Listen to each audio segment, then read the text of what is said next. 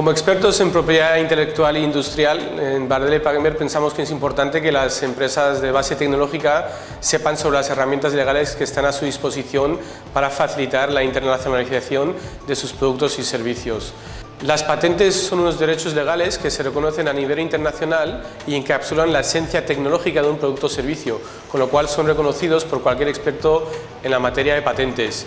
No hace falta tener grandes conocimientos lingüísticos, culturales y diplomáticos, con lo cual es una herramienta que se puede comercializar, comprar, vender o licenciar.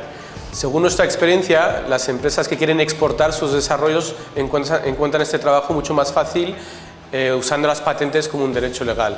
Las aplicaciones móviles son en realidad software que se está ejecutando en procesadores, en dispositivos móviles, y todo tipo de algoritmos, protocolos y software son invenciones implementadas en el ordenador que se patentan a diario.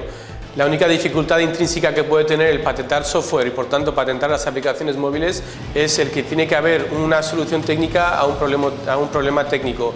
Si una aplicación móvil recopila datos y procesa datos de tal forma que, por ejemplo, ahorra tiempo y energía de procesamiento, entonces esto es patentable perfectamente.